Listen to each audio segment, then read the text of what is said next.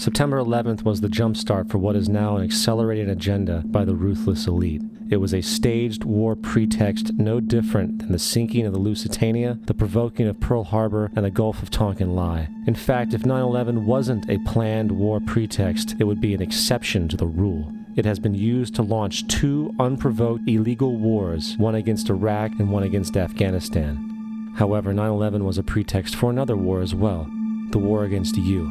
The Patriot Act, Homeland Security, the Military Tribunals Act, and other legislations are all completely and entirely designed to destroy your civil liberties and limit your ability to fight back against what is coming. Currently in the United States, unannounced to most brainwashed Americans, your home can be searched without a warrant, without you being home. You can in turn be arrested with no charges revealed to you, detained indefinitely with no access to a lawyer, and legally tortured, all under the suspicion that you might be a terrorist. If you need a painted picture of what is happening in this country, let's recognize how history repeats itself. In February 1933, Hitler staged a false flag attack, burning down his own German parliament building, the Reichstag, and blamed it on communist terrorists. Within the next few weeks, he passed the Enabling Act, which completely eradicated the German Constitution, destroying people's liberties. He then led a series of preemptive wars, all justified to the German people as necessary to maintaining homeland security.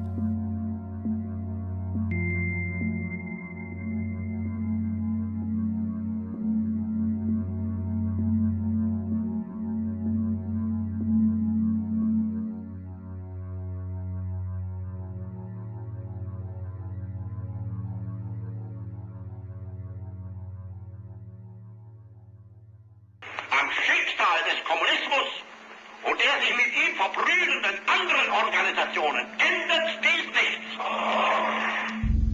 Our enemy is a radical network of terrorists and every government that supports them. It's time to wake up. The people in power go out of their way to make sure that you are perpetually misled and manipulated. The majority's perception of reality, especially in the political arena, is not their own. It is shrewdly imposed upon them without them even knowing it. For example, the public at large actually believes the invasion of Iraq is going badly, as sectarian violence doesn't seem to stop. What the public fails to see is that the destabilization of Iraq is exactly what the people behind the government want. This war is to be sustained so the region can be divided up, domination of the oil maintained, continual profits reaped for the defense contractors, and most importantly, permanent military bases established to be used as a launching pad against other oil-bearing, non-conforming countries such as Iran and Syria. For further implication that the civil war and destabilization is purely intentional, in 2005, 2 elite British SAS officers were arrested by Iraqi police after being caught driving around in their car shooting at civilians while dressed up as Arabs. After being arrested and taken to a jail in Basra, the British Army immediately requested the release of these men. When the Basra government refused, British tanks came in and physically broke out the men from the Basra prison. If you wish to destroy an area, how do you do it? Well, there are 2 ways. You can go in there and bomb it and so forth, but that is not very efficient. What you do is you try to get the people in that area to kill each other and to destroy their own territory, their own farms. And that's what's been done in that area. The way in which you destroy an opponent is get him to destroy himself by dividing his ranks against one another. Then you feed both sides. You have agents feeding both sides, inflaming both sides. And they kill each other off.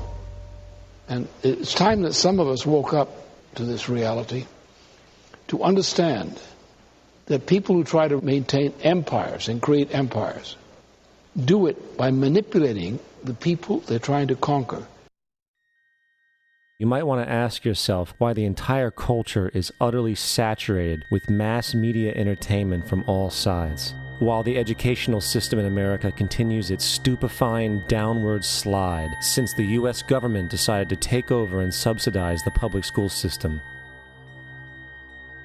What your government pays for, it gets. When we understand that, Then we look at government-financed institutions of education and see the kind of students and the kind of education that's being turned out by these government-financed schools. Logic will tell you that if what is being turned out in those schools was not in accord with what the state and the federal government wanted, then it would change it. The bottom line is that the government is getting what they have ordered. They do not want your children to be educated. They do not want you to think too much.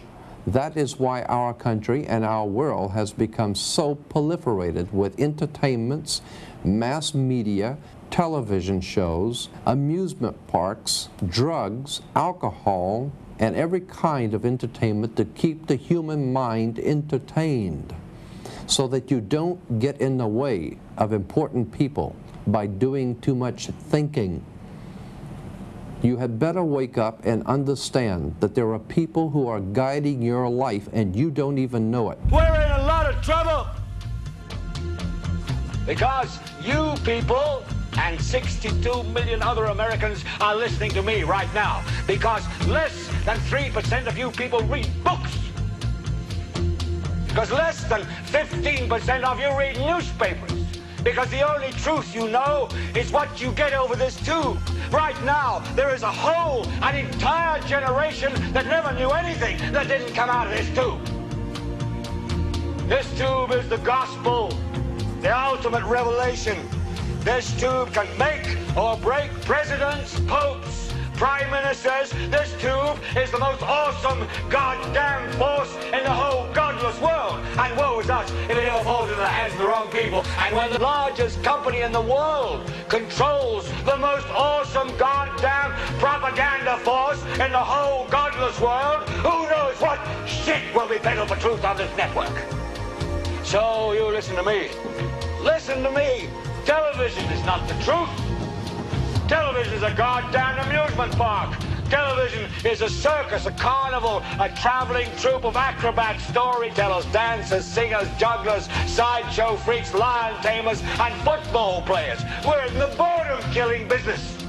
But you people sit there day after day, night after night, all ages, colors, creeds. We're all you know.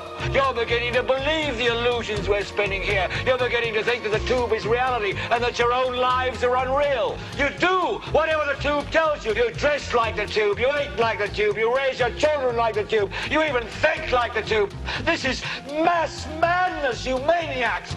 In God's name, you people are the real thing. We are the illusion. The last thing the men behind the curtain want is a conscious, informed public capable of critical thinking, which is why a continually fraudulent zeitgeist is output via religion, the mass media, and the educational system. They seek to keep you in a distracted, naive bubble, and they are doing a damn good job of it.